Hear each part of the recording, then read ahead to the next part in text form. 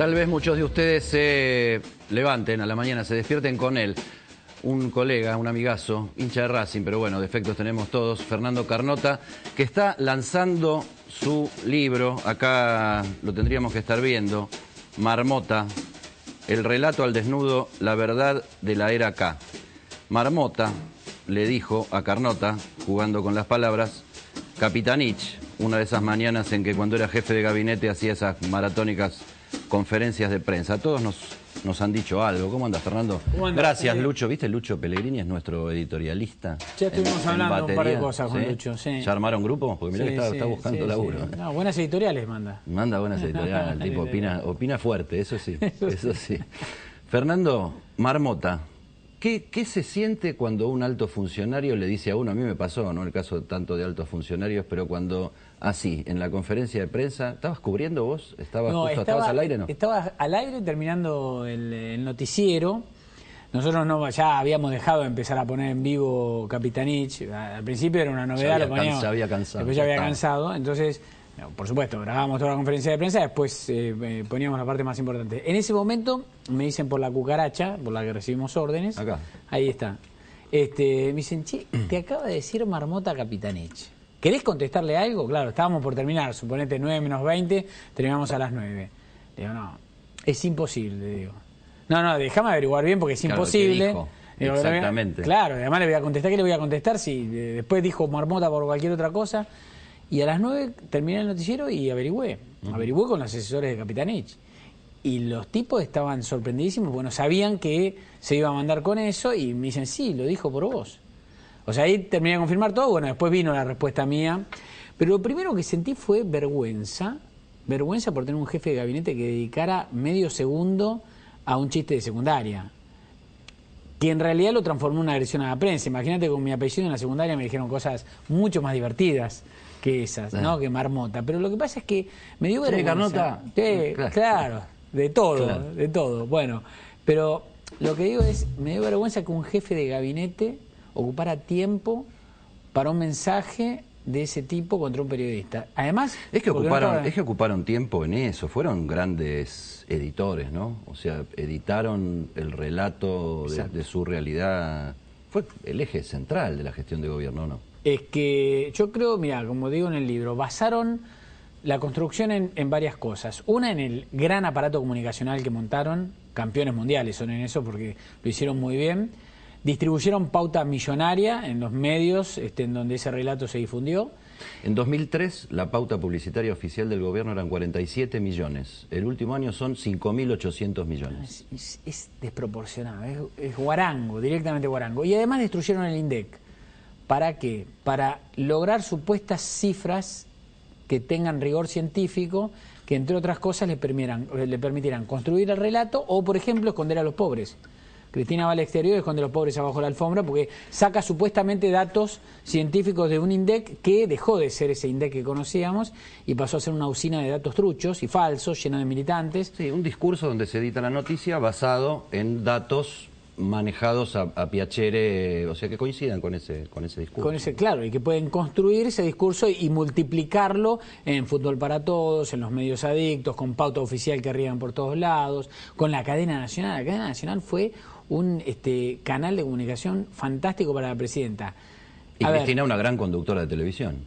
Cristina, a ver, yo creo que Cristina es un gran cuadro político, de los mejores que ha dado la Argentina en la última década, y una gran comunicadora. Una gran comunicadora. Eso hay que, digamos, es un valor que tiene. Lo que pasa es que lo aprovecharon para el mal.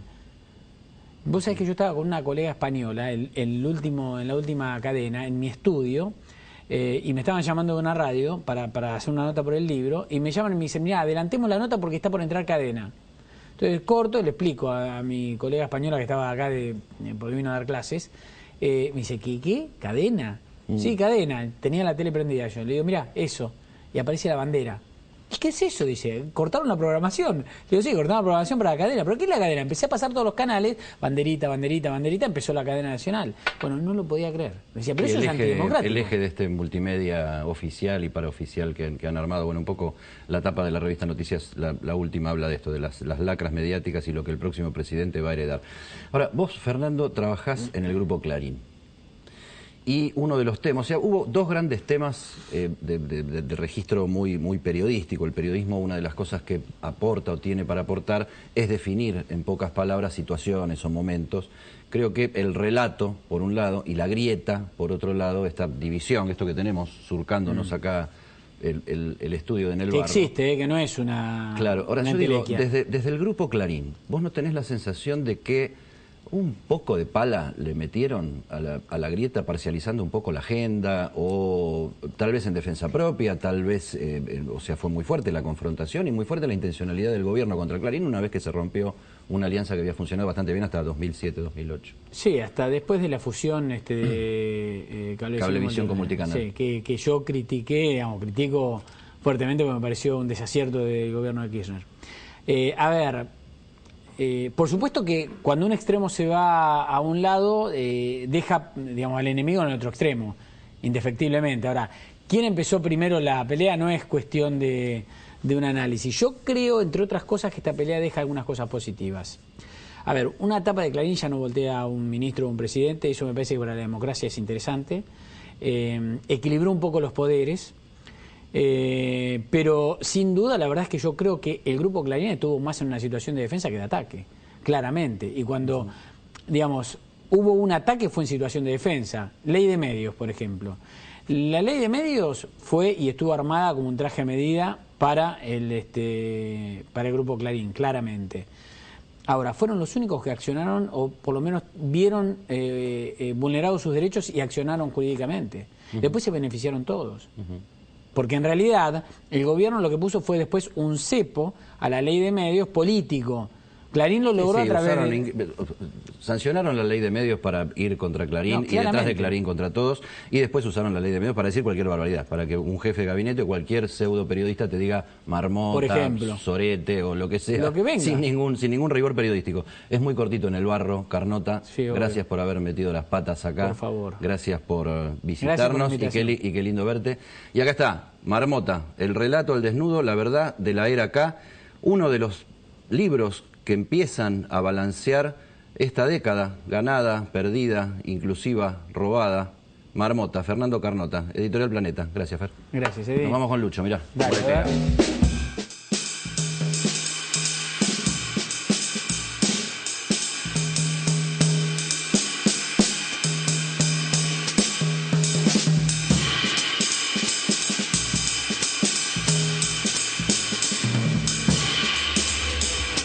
Banco Macro presenta Cuentas Sanas, el primer portal del país que te ayuda a administrar tu economía personal y familiar.